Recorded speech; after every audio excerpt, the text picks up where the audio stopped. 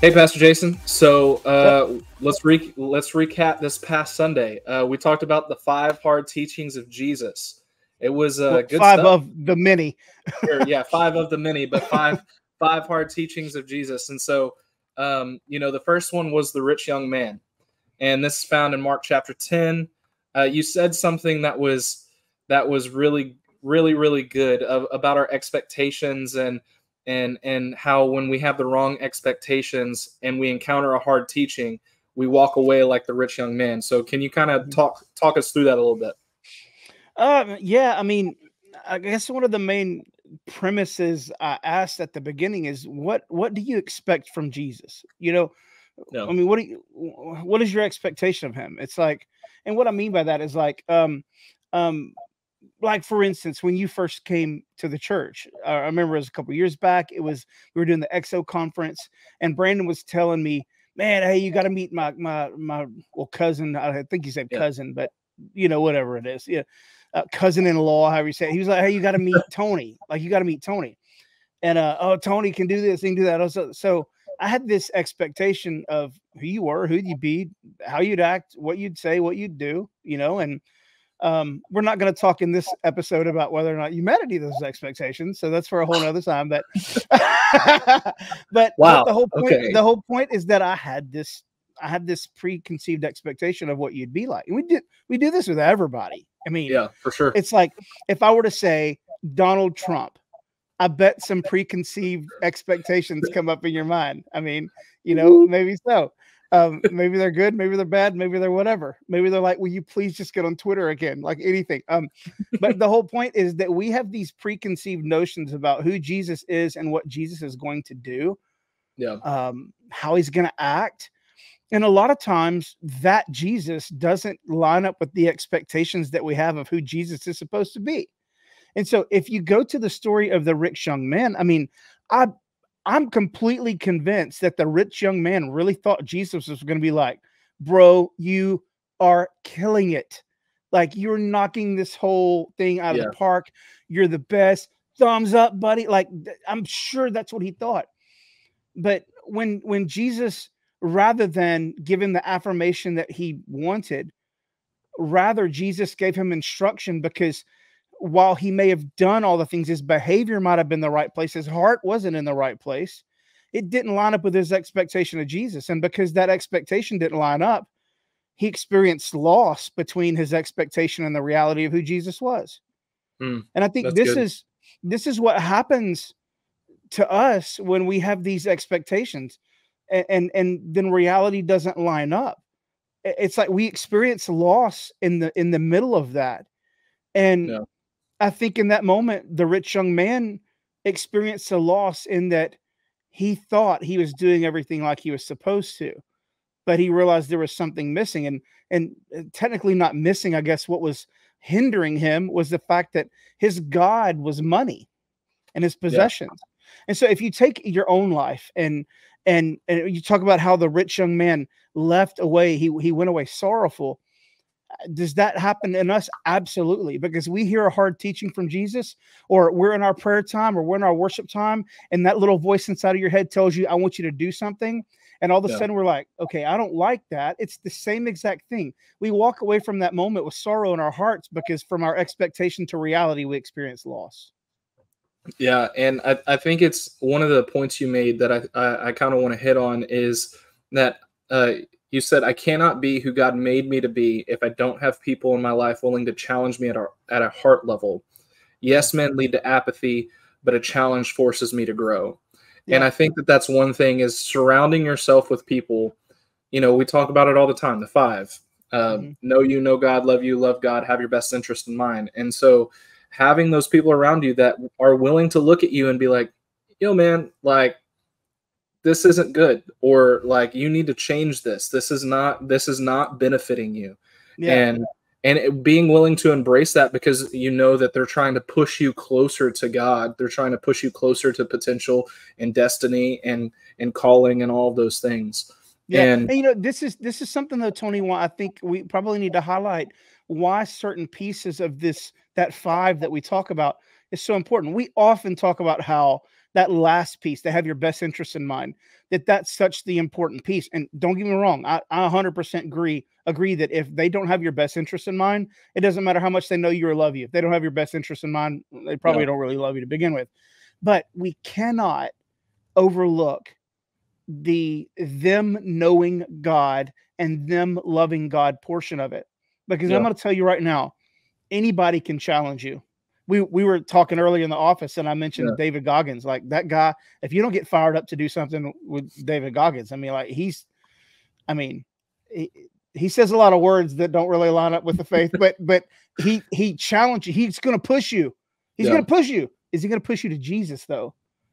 And this is the thing. Anybody can push you, but who in your life is pushing you to Jesus? Because you are not going to get better in your kingdom life, the spiritual life, your real life, by the way, because remember, we're spirits with a body, not a body with a spirit. So you're not going to get better in your real life if you are not surrounded by people who challenge you towards Jesus. It's a big deal, man. Yeah, no, and it's good. And it kind of flows right into the next one of the talents, you know, and how you're investing God's investment in you and what you're doing with it. And so, because you asked the question, how well are you managing his investment in you? And I think that goes hand in hand with what we're saying, is because when a challenge is brought, like, it's because we're not managing that investment well, and it's trying to get us back on the path of doing that. And so how, like, when somebody confronts you on how you're managing your investment, like we kind of talked about this on the second story of, like, how well are you at taking correction, you know? And so I think that this goes right along with it. And so what are some practical things? If somebody comes up to me, and whether they meet the 5 or they don't meet the 5, like, in that part, how should I respond? Like, what should be the first step? Yeah. So in that specific podcast, and even after, in some conversations I've had with people, if you're doing something wrong that needs to be corrected, and that correction comes from somebody who's your superior or an authority or something like that, we typically don't have a problem with that. It's typically when it comes from somebody who's either not an authority, or we think, what in the world do you think you're doing over here telling me this? You're the pot, I'm the kettle, you need to shut up. Like, I understand that. But if you're doing something wrong, doesn't matter what the wrapper looks like. If you were sick with a cold and I had an antibiotic and you hated licorice, does it matter if the wrapper is licorice? Oh, licorice candy? Or are you just going to open it? You're going to take it? I bet even if it was licorice, if you needed an antibiotic bad enough, you'd take the thing. So it's like we get so wrapped up in the packaging that we ignore the correction. So when correction comes, you're not allowed to get angry. You're not allowed to get mad. You're not allowed to let your pride rise up and say, I don't know who you think you are telling me.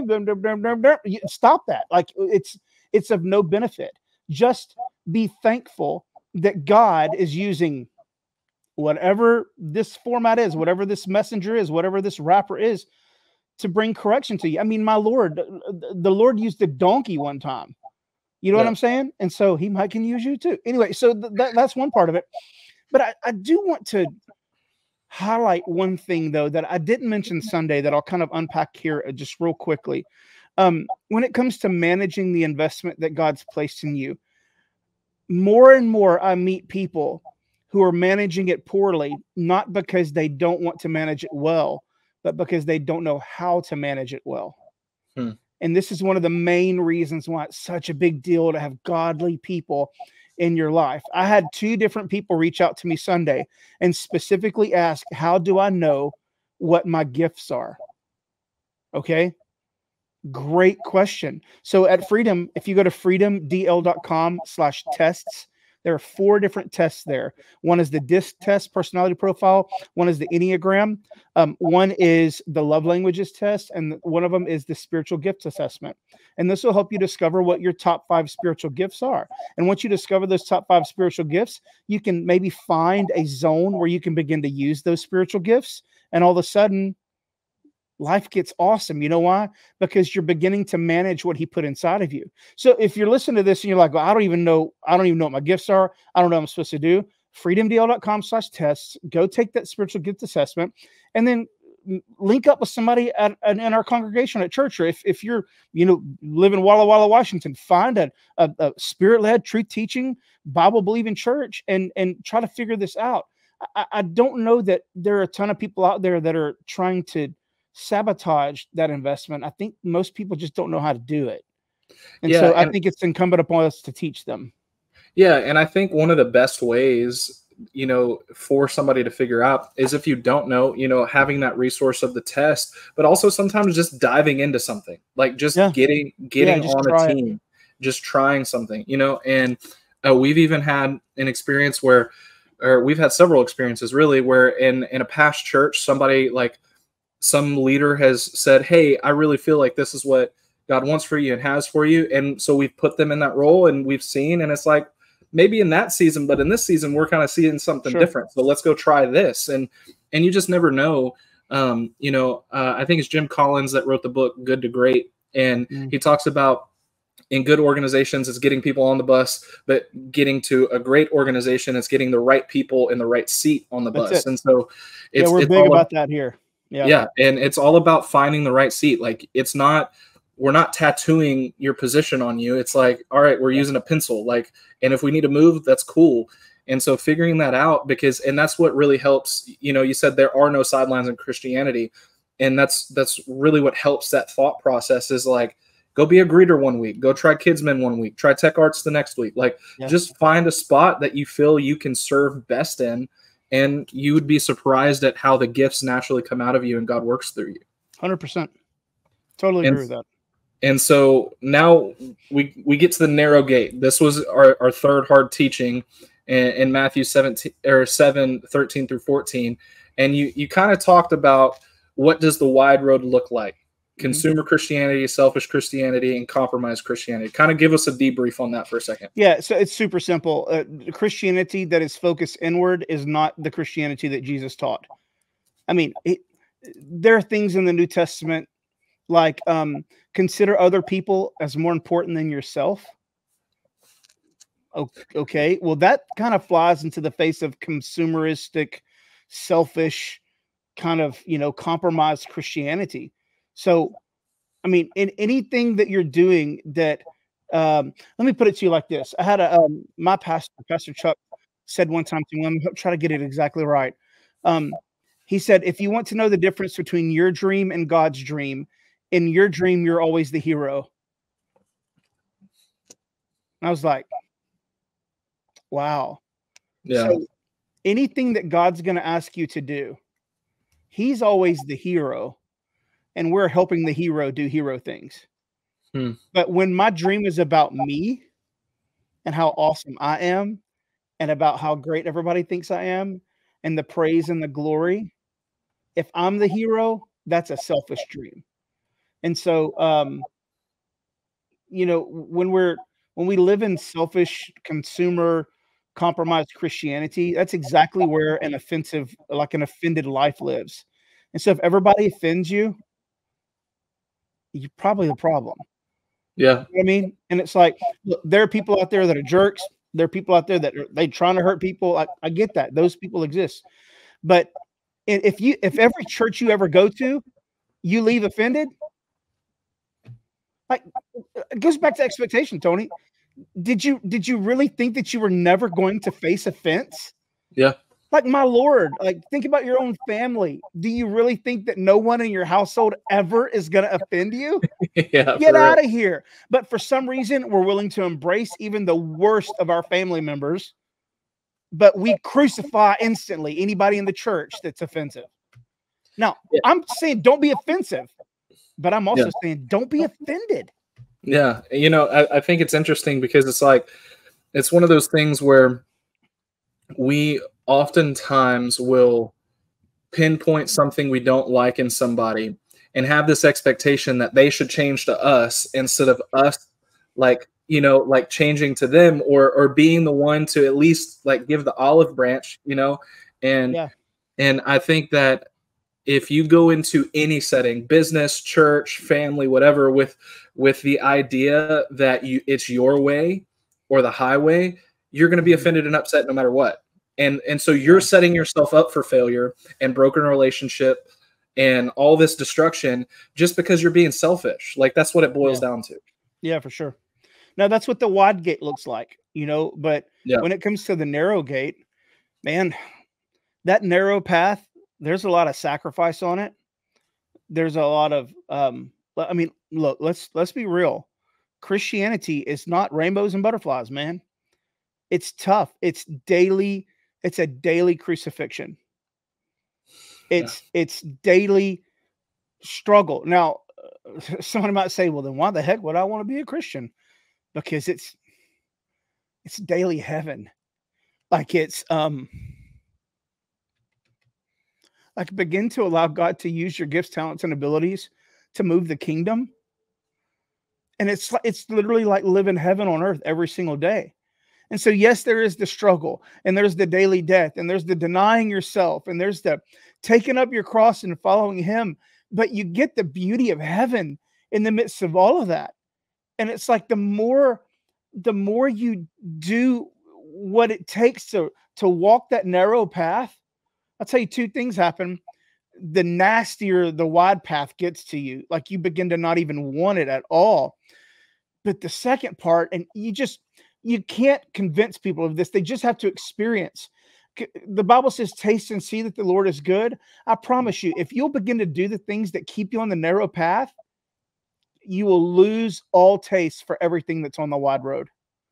Yeah. That's the difference. That's the game change in your life. You know how runners talk about they get to a moment where they get to that euphoric feeling? Yeah. It's the same thing that happens on the narrow path. It's easier to walk the wide road, but my goodness, the joy and the contentment and the peace and the love that you feel on the narrow road, it's worth the daily crucifixion.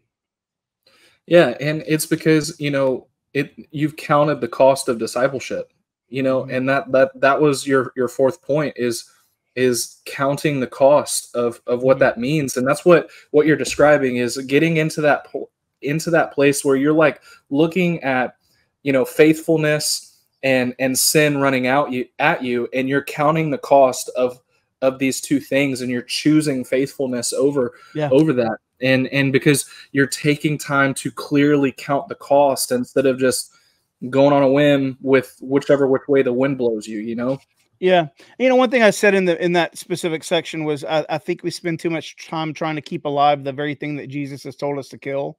Mm-hmm. And so it's like there's some things in us that need to die. And by the way, nobody should ever think that anybody that claims to be walking the narrow road never has a sinful moment where it's almost like they jumped onto the wide road for a second. Like yeah, we all struggle. We all have problems. We all have issues that we're dealing with.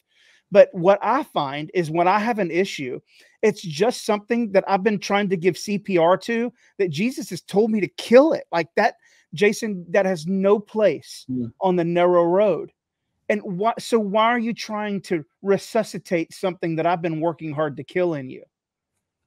And so that's the process of discipleship. The Bible talks about working out your own salvation with fear and trembling. It doesn't mean that Romans 10:9 and 10 isn't correct. It just means the process of working out the destructive nature inside of you. You work that stuff out.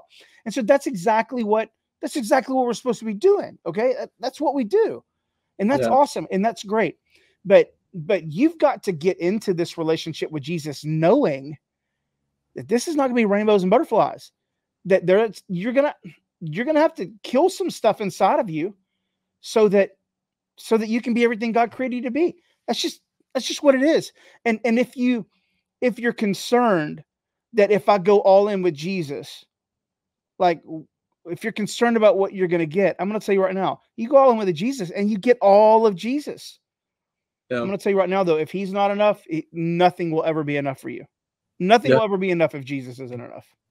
Yeah, it's true. And that's what makes, your fifth one, the Good Shepherd. It sounds nice. It doesn't sound like a hard teaching, but it really is, because allowing Jesus to pastor your heart, allowing him to speak into you is different. And you said something that I think is really impactful. The problem is most people want a preacher, not a pastor, because a preacher passes along information but a pastor shepherds your soul. He challenges you, he loves you, and pulls greatness out of you. A lot of times the apathy in us is like, I'm content with how life is. I don't really need greatness to be pulled out of me. Like, I'm good, you know? Yeah. And so that's why the Good Shepherd is a hard teaching. Yeah. I know. I had somebody message on Sunday asking about their gifts and, you know, like what purpose and all that kind of stuff. And so they took the test and they immediately responded like within 5 minutes with the results. And so I kind of went through the process of explaining, okay, these specific 5 things, that probably means this is how you think. This is how your mind works. These are the things you like. This also means that this is probably how the enemy is going to attack you, because if you are a generous exhorter type of person, the enemy's probably going to put you in situations where you have to feel defensive, and that kills the compassion in you. And I kind of went through this list of stuff, and I was like, does that sound like you? He's like, holy moly, that's like my day to day. The preacher would have stopped right there, because I've effectively delivered information. That's not where I stopped. There was another probably, I don't know, 5 or 6 back and forth text messages after that, asking him, now that you know this information, how can we apply the rubber to the road? What's this look like in your real life in practical terms?